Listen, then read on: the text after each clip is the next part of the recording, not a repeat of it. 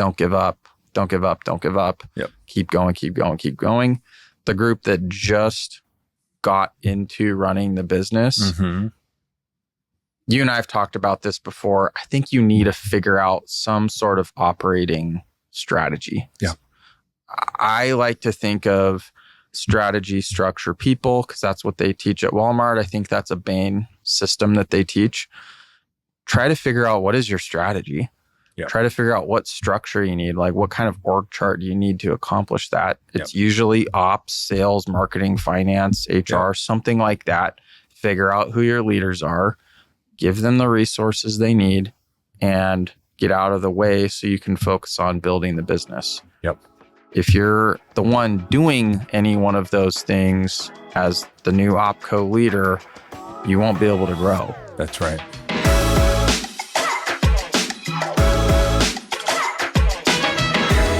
Steve Carroll, welcome to the Diners and Deals podcast. How you doing, man? I'm doing great. That's awesome. It's Thanks great for having me on, Seth. Thanks for agreeing to do this. When did we meet?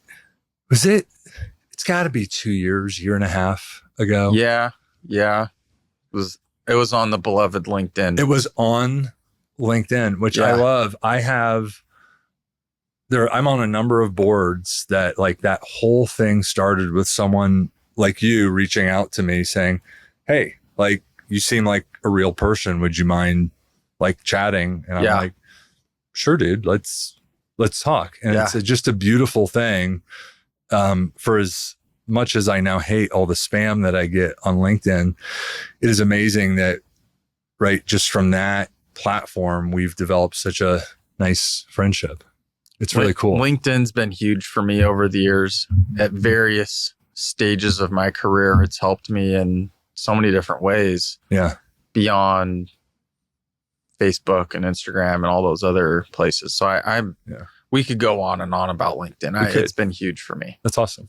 Well, I appreciate you doing this. Now we started the Diners and Deals podcast in a diner at the S&G Diner, 3000 North Lincoln Avenue in Chicago. It's my favorite place, one of my favorite places in the world. And I just meet my buddies there all the time for breakfast. And we just chit chat like we're going to chit chat here today. Unfortunately, my equipment is not so sophisticated. And so we were kind of wanting to do it like Jerry Seinfeld, comedians in cars getting coffee. Oh, I like that idea. But private equity style. Yeah. And so, anyway, my buddy Reed Lappin at Vocal said, "Hey, why don't you just use, like our den, basically," which has been great. But, I really wanted to do this with you. So I came out here to Phoenix and, here we are. We're at whatever office building we're in. This is just fine. This is great.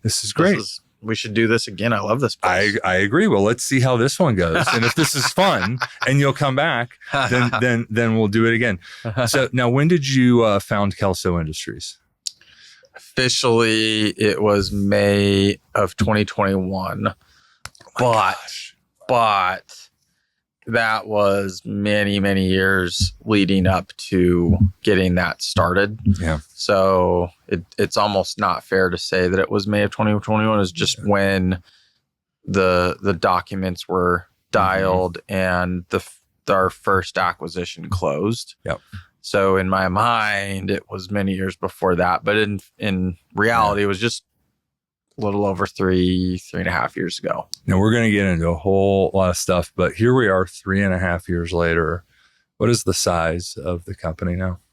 We are approaching by the end of this year on a pro forma basis. We are going to hit about $1 billion this year. It's amazing. Did you ever dream that you would be running $1 billion company? I would tell people a few years ago that we were going to hit $1 billion, and they would laugh, including my sponsor and my partner and other folks. And they would say, sure, Steve, sure. And, a lot of grind, a lot of grit, a lot of focus on relationships and partnerships and finding the right people. And here we are, we're on the doorstep of achieving our goal that many people said we'd never get to. Well, I want to get to that and whether or not, to extent that was a motivator or not for you. Was it? Oh yeah. The doubters? Yeah, absolutely. Talk more. Well, let's talk about it now.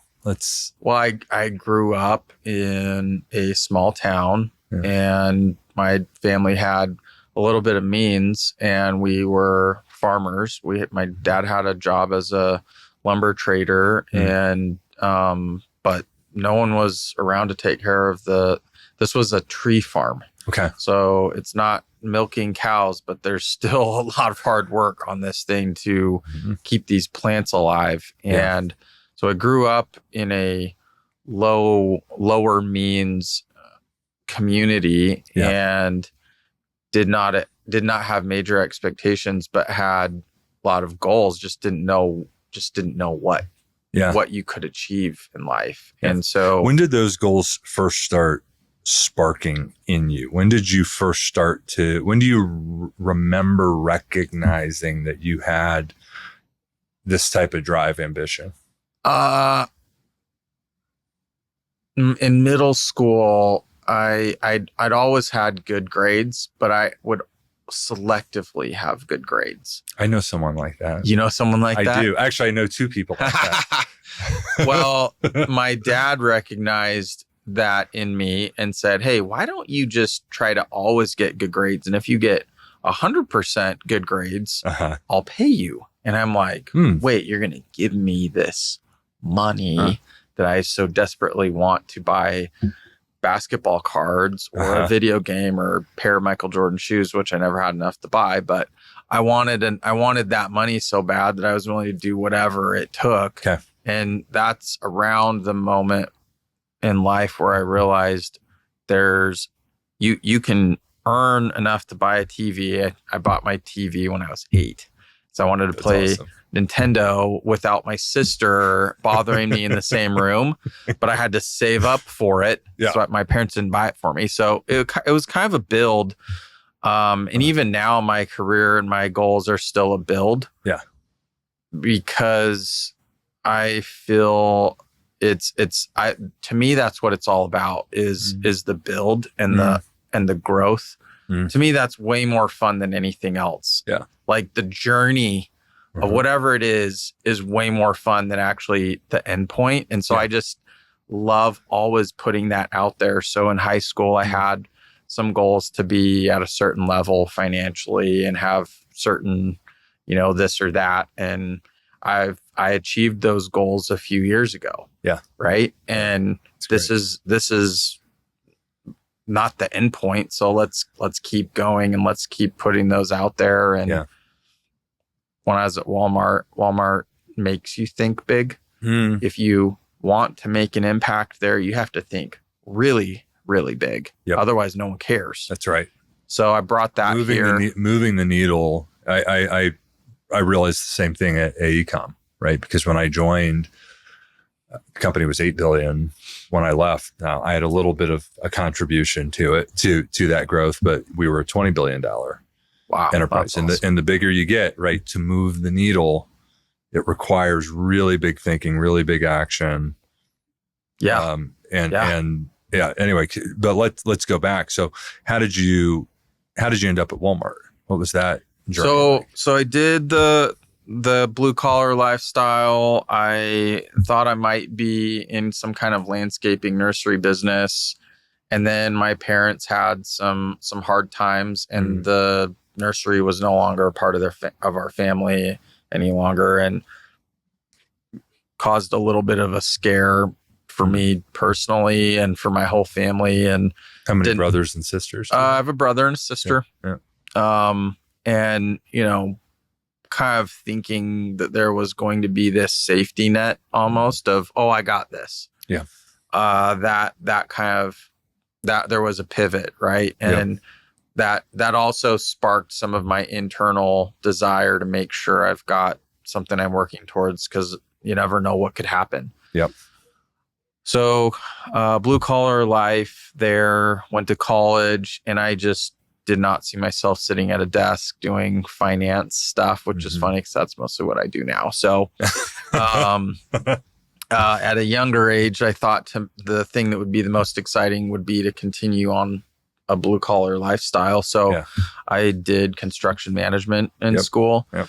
I did that for a number of years. Saw there's tons of problems out there in construction. I mean, there still are, but just tons of opportunity for improvement and growth. Yep. Technology. I mean, I was getting RFIs via fax. Yeah. When I joined the industry, and eventually realized I needed to accelerate my learning and decided I need to go to grad school. And after grad school, that's where I realized I need to find the biggest company I can find to go learn from and get an opportunity to see what big looks like.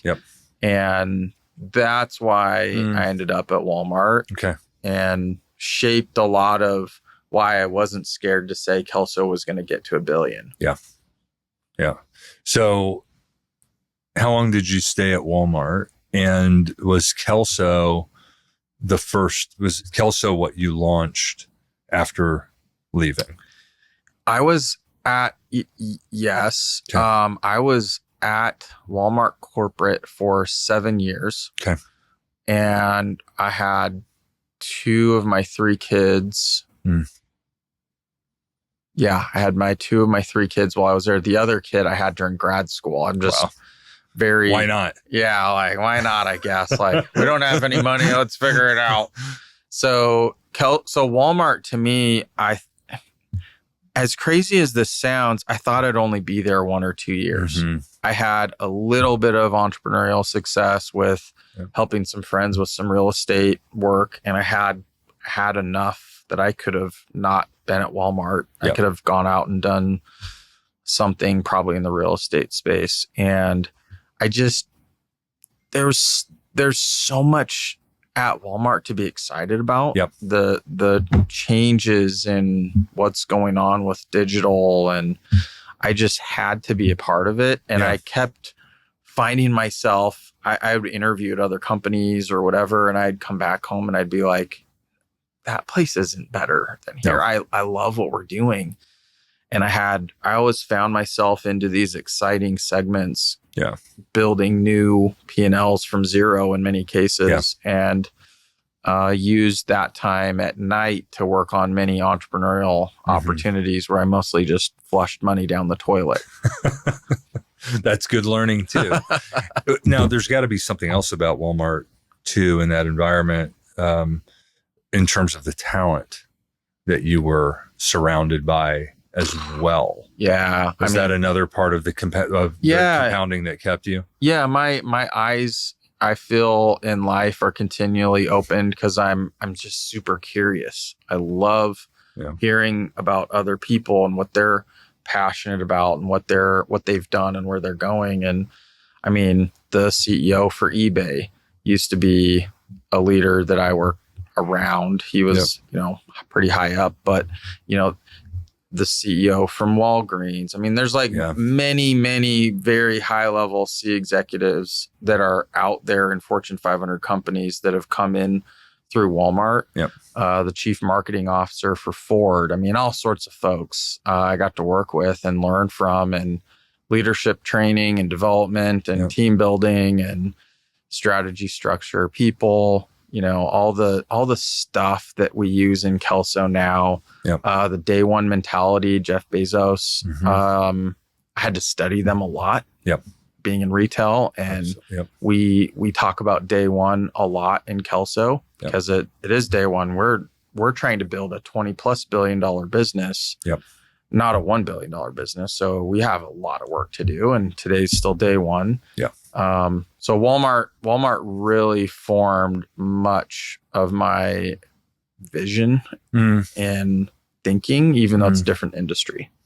And so what, given all of that, and you said you gave birth officially to Kelso in 2021, but it started to gestate in you some time before that. What was the impetus for you that said it's time to break out on my own and do this? And did that start as Kelso? Were there a series of ideas? Let's talk about that process that led you to Kelso, and also as that was crystallizing, what was who was the team that you brought around you to help manifest that? Yeah, I'm not trying not to bore the audience too much, but hopefully there's some people out there that are watching that are in a corporate job saying, can I be an entrepreneur? Can I be a leader in a private equity backed company? Can I go to something that's next?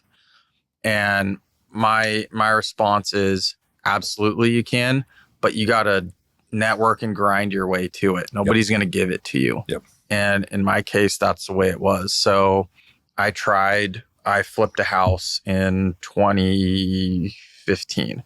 I bought it online on an auction. Wow. And I drove up there, changed the outlets myself, changed the water heater myself, did all the work. I think I made my investors a 70% IRR or something like that. Good. Yep. But it was not scalable. That's right. That's right. So I tried that, and we did good. In fact, my now partner was one of my investors. Okay. I realized that was cool, but how am I going to do this 1,000 times or 100 times or even 5 times? It's just not scalable. So then I went to my second child was born, and I started Googling how to make more money. Like, I was just curious, like, what do people have out there? And then if you do that, watch out, because there are thousands of internet personalities and internet cartoons and characters that will be all over you, following you with ads. And it's very confusing. I bet. And I probably wasted 3 years going down that path because I thought I'll keep going down this corporate career path, and I will do something on the side. Yeah. I will do something in affiliate marketing. I'll do something in content and SEO. I'll do something in agency. I'll do something in e-commerce and Amazon FBA. And I did all of that. Yeah. And I have a lot of those skills, and I've brought a lot of those skills to what we're doing now. Yeah. But it didn't make me a lot of money. I lost. I did a lot of revenue, but I didn't make any money. Yep. So I would even say to folks, I would even suggest to people, don't even try to do that stuff now. Yep. It's hard to compete against Google and Amazon and Facebook and Instagram and all those things. And I'm just so done with that. But that laid the next step for me of, hey, I can do something else. And that's when I realized You knew that you could build. I knew I could build something because I had built some awesome systems. I built some awesome automation systems. I learned how to use these tools that I would have never touched otherwise, ever. Yeah. And in fact, I think it even helped me in my job at Walmart, because I was in marketing and advertising, and I had P&L responsibility with my team, and we had innovation that helped me. So to me, I always think about, how can I benefit from this? And how can I benefit the company that I'm working with too, with my innovation and trying new things? But that's also when I realized I'll never be able to win against Amazon or Walmart or any of these other folks. So where can I go that Amazon can't easily compete with me, or someone in some other part of the world times 1,000 people compete with me for this thing I'm doing? And that's where I got into what we're doing now, more of a blue collar world. Amazon is not going to be able to send a technician that they employ very easily out to do HVAC work, plumbing work, or electrical work. So I went back to my blue collar works, my construction experience, to form the strategy in about 2018, 2019. And that's when I shifted my energy, my personal energy, nights and weekends, towards building Kelso. Got it. And when you envisioned Kelso, what were the fundamental tenets of what you wanted to build? And then knowing that, you and I have talked about this, like I view what you are building as the next generation of comfort systems. That's the closest proxy that I can think of. And that is such a well-run, it's an incredible company. No one has effectively emulated or built upon what they've done. And to me, that's what you are in the first inning still, even at $1 billion of revenue of doing. But that's going to take a team. That's going to take a lot of capital. But as you were conceptualizing Kelso Industries, what was it that you were picturing, that you were trying to build? And then what did you have to bring together to get it off the ground? I wish I could take credit for the vision that we have now early on. There's somewhat of a, wow, we didn't realize it would quite get to this point. Yeah. I mean, I think our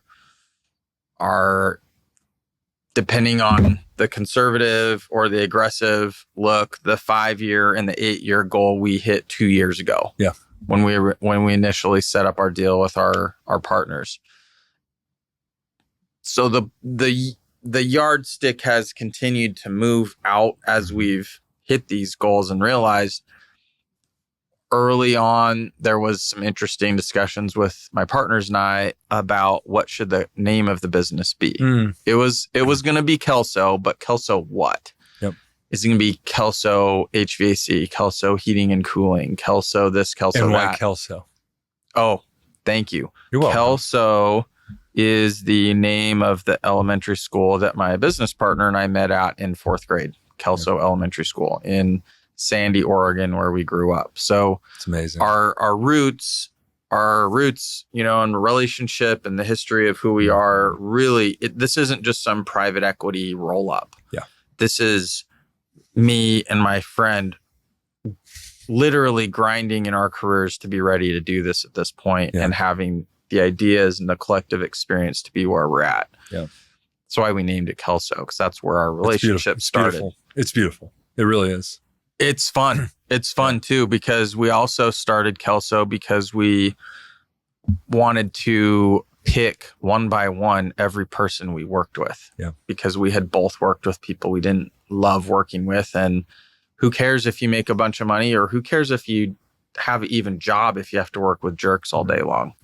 So to us, Kelso was the opportunity to select each person we deal with every day and have the outcome, whatever it may be, only be dependent on having the best people around us. You know, I know you feel that way, and it's interesting. If I could rewind the tape, which we'll be able to, it was really interesting because you said something earlier, and I actually think it's more than that. And you just said it. You know, it's about the journey, right? And there's this.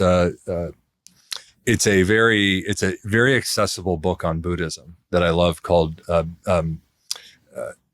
Big Panda, Tiny Dragon. And they have these conversations and these vignettes. And I can't remember if it's Big Panda or Tiny Dragon, but one asks the other, what's more important, the journey or the destination?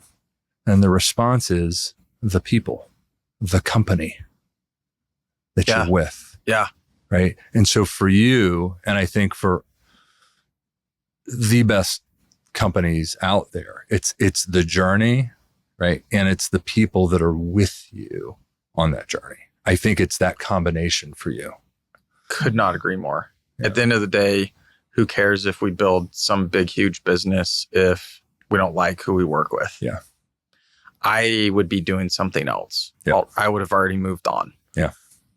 And we set it up to where my partner and I are we're driving this thing. Yeah. So we're talking. I just missed a call from him. We're talking. Tell him I said what's up. I will. We're talking multiple times a day. We're meeting our future partners and saying, are these people going to be in a room with everybody else? And is everyone else going to say, yes, they fit with us? Yep. That's what I'm looking for. And there's magic in that. There's excitement. There's something that you can build upon where if it's just a job, if it's just money, that will fade. I'll never purposely try to let a partner down. I will run through freaking brick walls. Because I care more about the relationship than the money in the long run. And that just, I think that's part of the magic of what I think we're doing here. And that's what I would encourage any listener in the audience to think about. Yes, if you want to go do private equity, great. If you want to go be a leader for a private equity firm, judge the characters of those around you. Potentially, you might be around more than the amount of money they're flashing at you. That's right. The amount of money they're flashing at you may actually be worse for you in the short or the long term, because they will own you. That's right. At that point, and your happiness is going to be at risk. So we've really focused on that in Kelso, and I've found a lot of companies out there in our industry in the MEP space that they live those core values. And I think that's part of the reason why we're having so much success is we're not doing anything special. We're just very selective for the right people. Let's talk about that in terms of finding the right people. Now, one of the things that I have some rules of thumb. You know this. I teach classes on this, and this notion of selectivity, culture. These are the most important things. Who you decide to partner with that is the most important decision. These things cannot be really undone. Right. You're married. You are absolutely, and you were married in kind of what I consider the very old school sense. This is not one that can be annulled or end in divorce. Correct. Right. You will be stuck together. Yes, you will be together. Right. And so, I talk to people about building the organizational capacity to have the selectivity.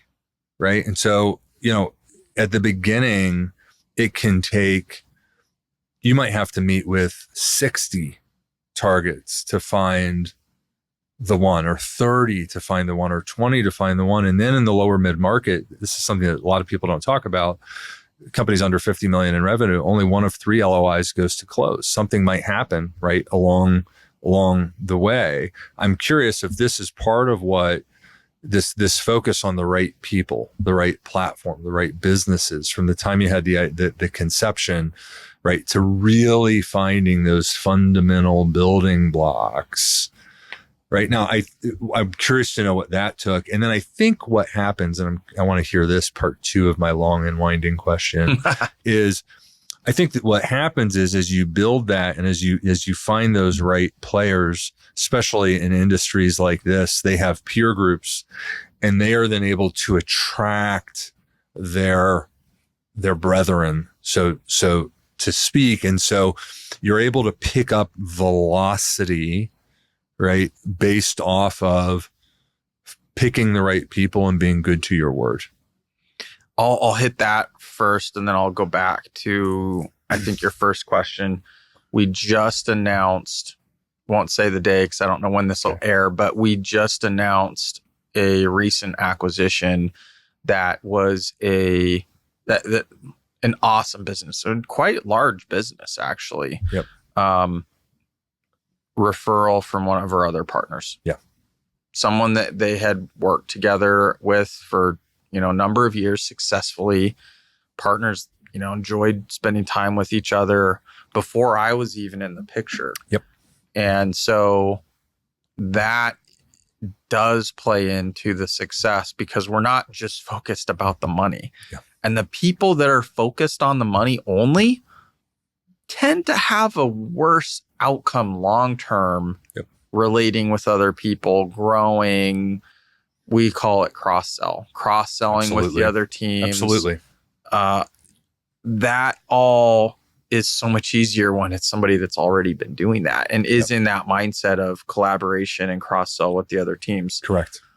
So we learned, going back to your other point, so when we first started, it was me and my partner, Steve Nicholson. Yep. He came from his career in more of an investment banking, private equity career path, moved around the country. I mentioned a little bit about my career. We were just trying to get a deal done. Yeah. And we were trying to do whatever it took to get a deal done. Yeah. So we had the SBA thing all dialed in. We had a previous deal, like I say, 2021 wasn't really the beginning. It was on paper, but the year before we had a deal that I was like this close to having done and had some people problems right before it closed. Go figure, right? Yep. Somebody quit. Another person wanted a massive raise. This was not a big business. Yep. Killed the deal. Good for you. Couldn't. I want to, hold on, let's go back. I want to just back up. I want everyone to hear, they could rewind it, but I want them to hear this again. Yeah. Right. There are certain things that you fundamentally never compromise on. Yes. People and culture. Yes. Being number one. You had been working for 2-3 years on this foundational deal. You have this under LOI. You have the financing set up. All was done. I had already paid the fee to the bank for the SBA loan. Yep. And some things showed up at the end and you listened to your heart and your gut. Yeah. That takes massive discipline and courage. That had to be so hard. Oh my gosh. I'm like getting goosebumps just thinking about this right now. We've had major challenges building Kelso. It's not been all roses. Everyone does. Of course not. There's been many moments where things could have crashed. Many moments, not recently, but many moments early on where I may be bankrupt or I might be, working a job again. That moment for that first deal was so hard because it was a smaller business. Yeah. The owner was trying to leave. The general manager who we had agreed to was going to have some equity after the deal was done. Yep. Had a tiff with the previous owner during diligence about something that was going on at that time and walked out and never came back. Wow. And he was going to be the license holder. Oh, he was going to be the sales manager, the ops manager. This was a smaller business. And so we got all the way to days away from closing. And my partner, Steve Nicholson, I'll give him all the credit. He said, Steve, I will back you, because he had a little more capital at that time. He said, I'll back you. Yeah. If you decide, are we doing it or are we not doing it? You decide. So it was 100% on me to make that decision. I've been in that seat and I've made the wrong call. And I remember viscerally making that wrong call, but it's what's made me so much better. And I think the issue is, is that I didn't have that trust that you had with Steve to really search myself, to not be afraid of the right answer. And I think your relationship enabled you to trust in what he was saying to do the right thing. I agree. I think you need to, if you're going to go out and make this change, you have to find someone else you trust to work with. Yeah. You could do it on your own to a degree. And for me, that wouldn't have been possible because I'm a team player. Yeah. I played team sports. Yep. I played tennis in high school, but I played doubles. I love working with other people. That's way more fun to me than doing something on my own. So for me, that wasn't an option. Some people could obviously do better than that. But for me, I needed to have that right person. And I think if you can find that person, it's huge, because he trusted in me. Yep. And we made that decision.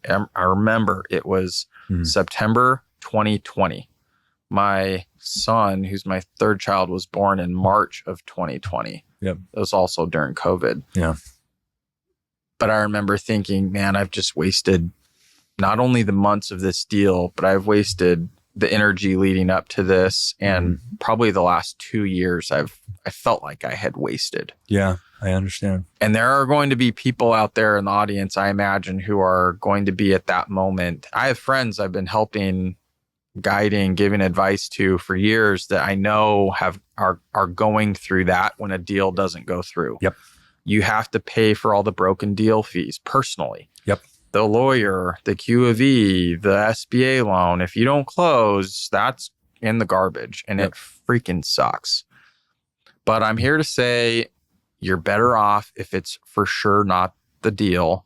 Make a decision and move on and learn from it. That's right. And that's what we did. We at that point, it happened in September, and I licked my wounds for like a month. Yeah. And I get it. I remember going to my partner, Steve, and saying, dude, we can't buy a little business. Mm-hmm. We need to buy the biggest business we could possibly buy with an SBA loan. Yep. And why don't you partner with me on that, and I'll go find it with my own money. I'll hop on planes, nights and weekends, and I'll do it. I want to go back to one other thing. That founder, right? When you broke up, I assume that he or she had some words for you. Yeah, he was not happy. I mean, how did you internalize that? This is an important, these types of reps, these are just things that we go through, because like we're going to break up deals. Sellers are going to break up deals. Buyers are going to break up. Like this is going to happen. But like there are many people that have never lived through that. Can you talk about what emotional ripples you may or may not have felt at that time? Yeah. I mean, you're probably going to look for a deal where you live. It's going to be easier. A lot of people are going to start that way, and you're going to know some of the same people, and you're going to have a bank that knows this person, and you're going to have the broker that knows someone. And it's tough. I think you can get stifled with it. And I think you can use it as an excuse to say, I'm not going to go buy a business and I'm not going to make the jump. But I think that's the wrong thing to do. I think you've got to realize it's just business. Mm-hmm. In the moment. It's hard. It's hard. With hindsight, it gets so much better, especially once you find the right one. Yeah. Right? Yeah. Puts it all into perspective. Yeah. Because later you have all that knowledge now. If you close on that bad deal, you're stuck. You probably put most of your resources into that. You're not going to be able to even go look for other deals. You don't even have the ability to run the business probably, because it's going to need you. Yep. So for me, it was an opportunity. Now I can look at it and say that was an opportunity for me to further expand on all the knowledge that I gained all the way up to that point. Yep. Because you learn a ton. Yep. When you go into an industry, this is a whole other topic. You have to pick an industry. Absolutely. You can't do 100 different diligences on different industries. You're going to drive yourself insane. So for the you'll never have relative comparativity, right? You'll never be able to understand what good really is. You'll never be able to evaluate these people versus other people, these companies. Like you have to stay very focused in that niche. Keep going. You were going to say. I tried to do a ton of different industries. And that's part of the reason why it took me so long. Yeah. So I was going to do this and I was going to do that. And I have a friend that made money in this and this and that and this and that. And it wasn't until I finally said, hey, I'm only doing HVAC. You want in? And it was like, yeah, I want in. Let's do it. And I would go visit. I would get on airplanes with my own money and fly around and meet these different companies. And I started to see, ooh, I like that. Don't like that. That's not a good system. And I started to build my own scorecard. I even had a spreadsheet that we had started developing. I'm sure you did. Scored everything, right? You can't diligence everything, but especially when you're just getting started, you're better off in your favor if you can do that. So after that deal happened, yes, it was hard with the owner. It was hard with everyone because everyone's going to make money on that. The bank, that person was going to get an origination fee. The broker was going to make some money. The guy was going to get a paycheck. So I let a lot of people down in that moment. I had to lick my wounds for a month. You probably need to give yourself a little bit of a break. For a minute. Just know you can't do everything. Take a break. That's when I hit it hard, nights and weekends, on the airplane, going out, meeting these new groups. And that's when I met the group in Arizona that was a little bit of a level above of everything else I had seen. They had a shop. They had all the equipment. They had a CAD connected to a plasma table. They had project managers, they had estimators, they had foremen. I mean, all these things where I'm like, wait a minute. This company has things that I've never seen before. I wasn't getting shots at the size of these businesses because I'm a nobody. Like, nope, you don't get shots in bigger deals. And getting your first one done is the hardest. You've got to convince that owner, that family to come along, be the first to trust you and come along with you on that journey. It was 1,000 times harder than it is now. For a smaller business. Absolutely. For a much smaller business. And this is also where we learned as we made the mistakes, what our first core value is at Kelso, which is partnership. This first deal that we did, there was no partnership. The owners wanted to be gone. If you start that way, just know they're not partnering with you. No, they are not. It's a transaction. It's a transaction. They're trying to milk as much cash as they possibly can out of this business, and you're on your own with your resources to battle against that. Like, they're going to act in their best self-interest. We learned that in economics, right? Everyone works in their best self-interest. If you don't form a partnership, you're forming a transaction that everyone's going to try to get the most for themselves in that moment. That's right. Yeah, I've got a kind of rule of thumb in buy and builds, which is the first 5 or 6 deals, no retiring founders. Massive amounts of rollover equity, highly structured. You have to build with the foundation of partnership.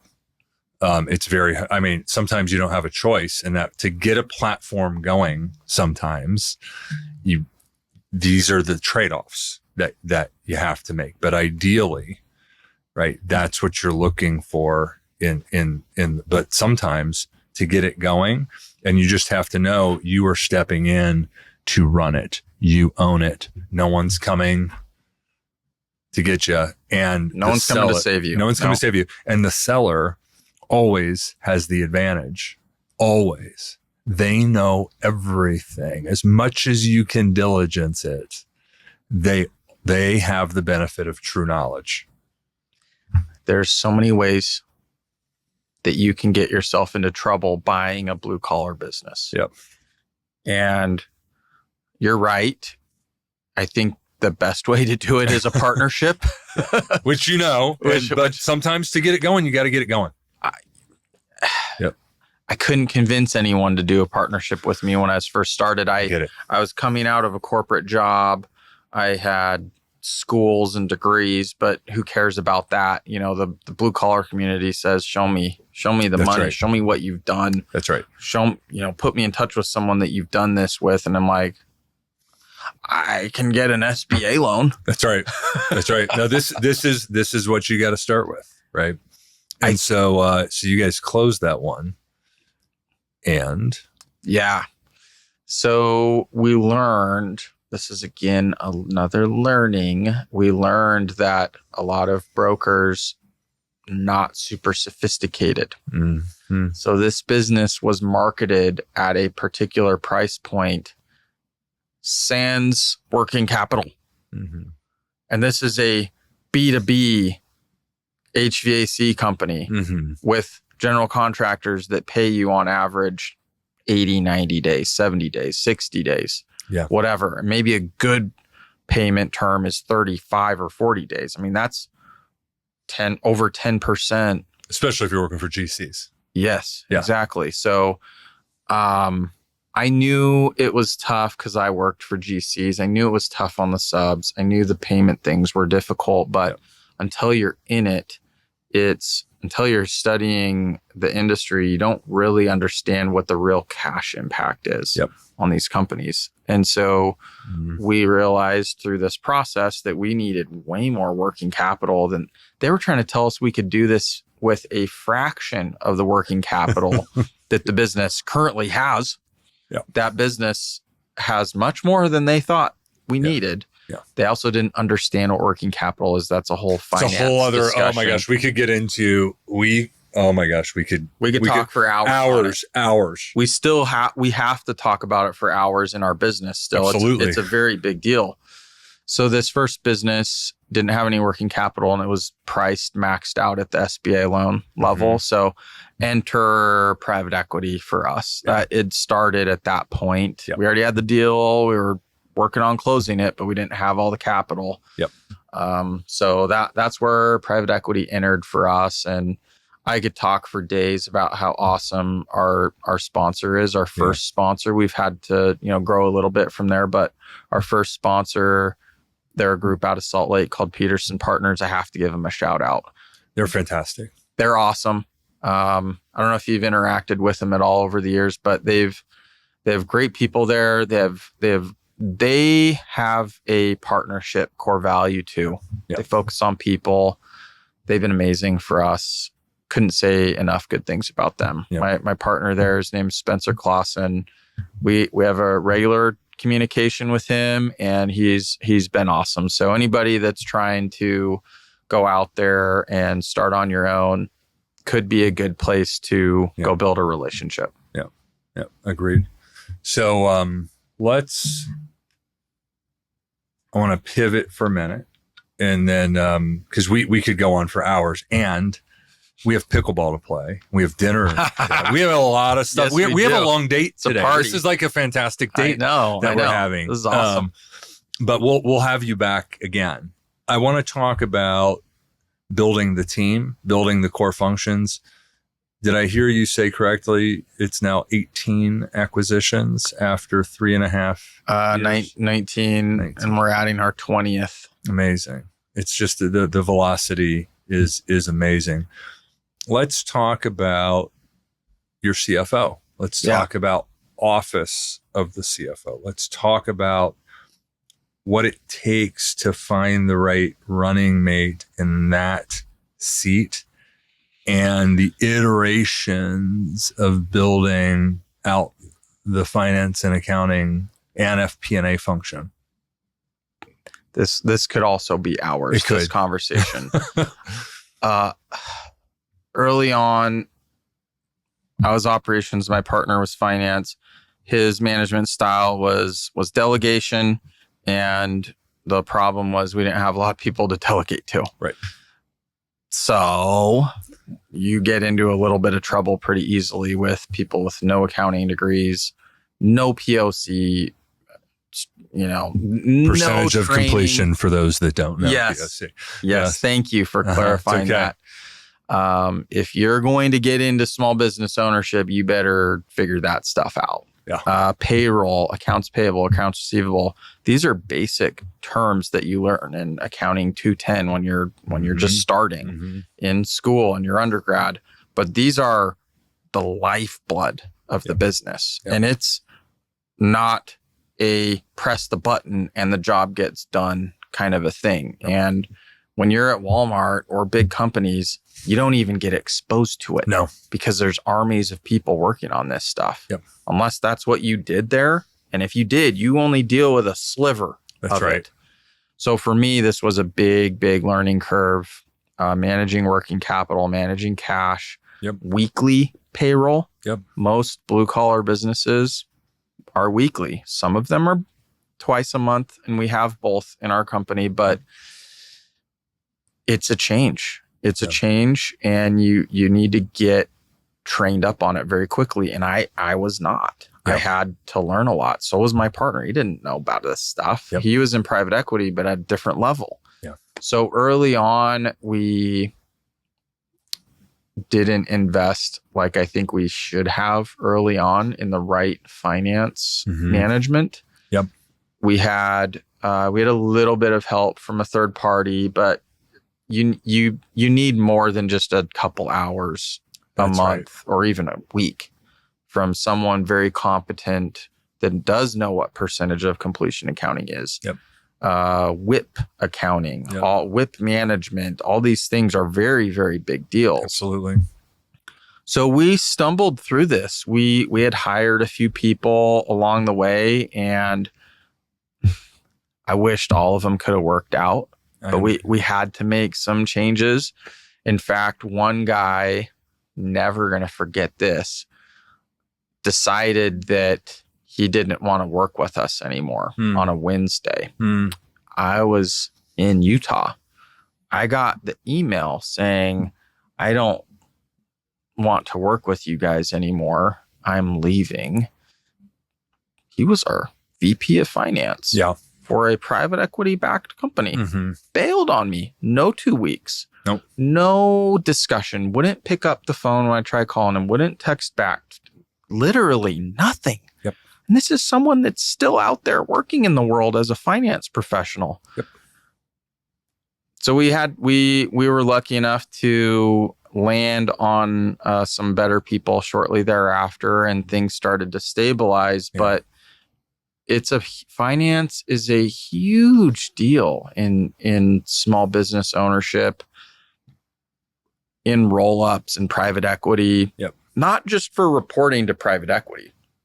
I'm just talking about operating, managing cash, managing projects, managing payroll. Right.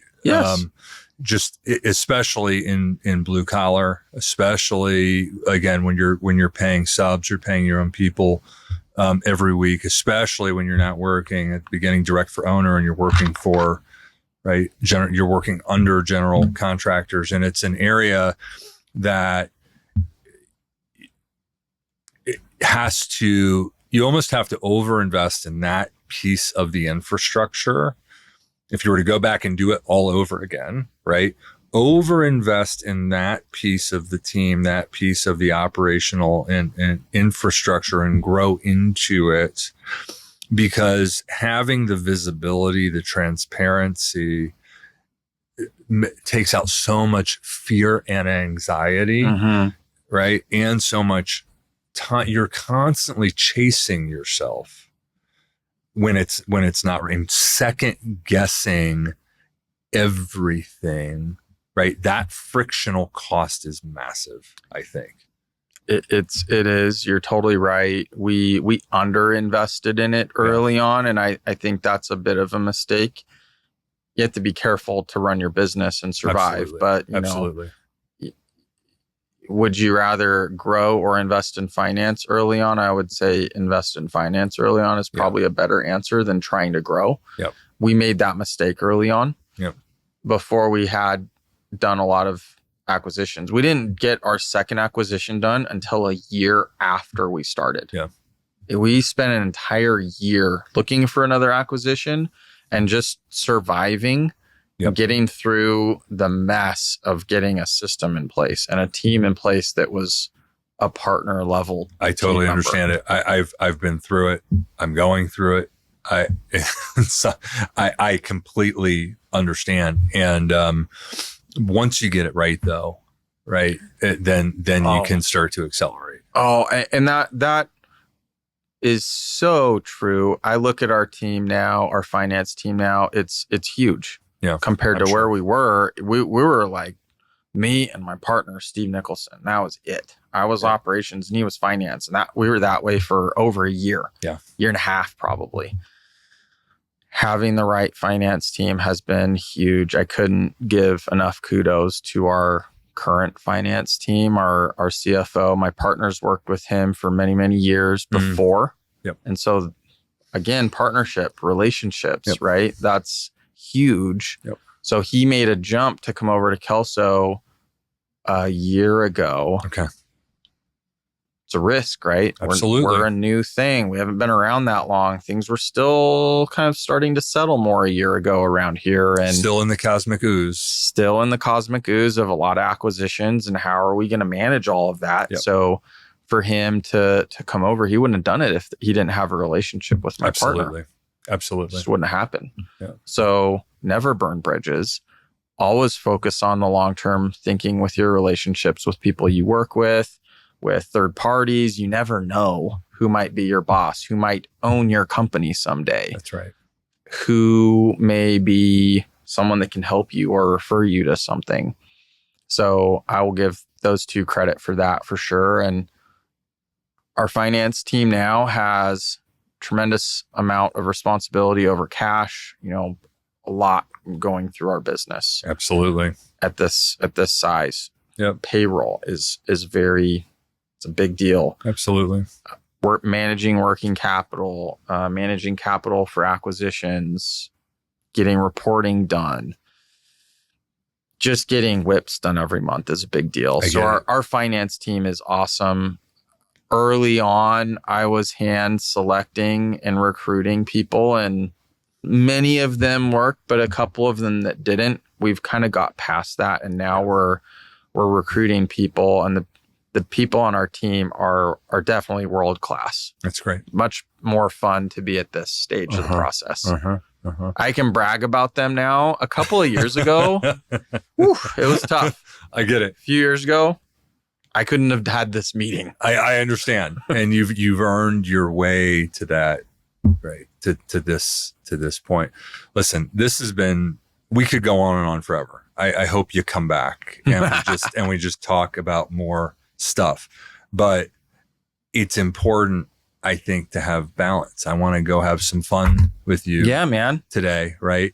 Time's flying. Time is flying. So as we're leaving, is there anything else you want to impart, to the audience, to the yous out there that are, let's talk about two different people. The yous out there that are thinking about leaving the Walmart or wherever they are, and the yous out there that have just put together that they've just done their platform acquisition. They found out what they really have, and they are having that existential moment of what the hell did I get myself into?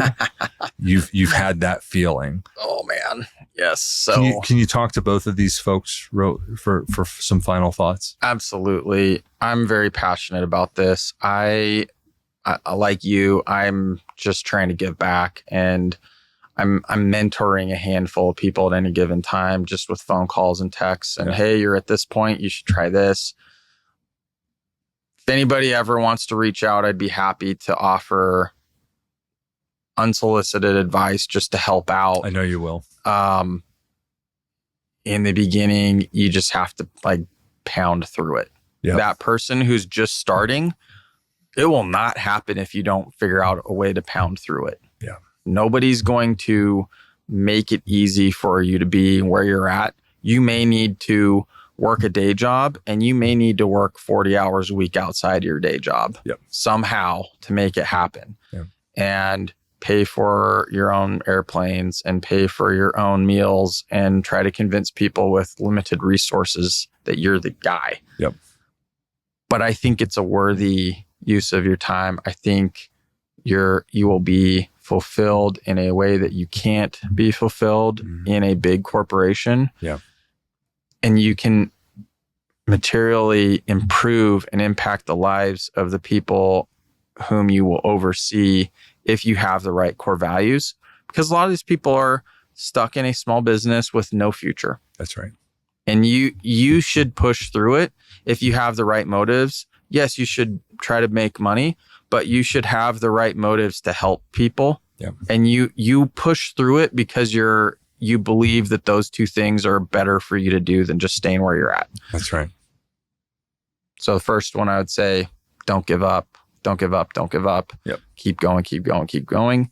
The group that just got into running the business, you and I have talked about this before. I think you need to figure out some sort of operating strategy. Yeah. I like to think of strategy, structure, people, because that's what they teach at Walmart. I think that's a Bain structure or a Bain system that they teach. Try to figure out what is your strategy. Yep. Try to figure out what structure you need. Like what kind of org chart do you need to accomplish that? It's usually ops, sales, marketing, finance, HR, something like that. Figure out who your leaders are, give them the resources they need, and get out of the way so you can focus on building the business. Yep. If you're the one doing any one of those things as the new OpCo leader, you won't be able to grow. That's right. So getting simple on that, I think, is my biggest advice early on. But again, don't give up there too, because you could get stuck running that one business forever. Absolutely. You may never get out of it. Yep. So keep going with your strategy. You got one done. That's right. Took me a year. Me and my partner worked our butts off.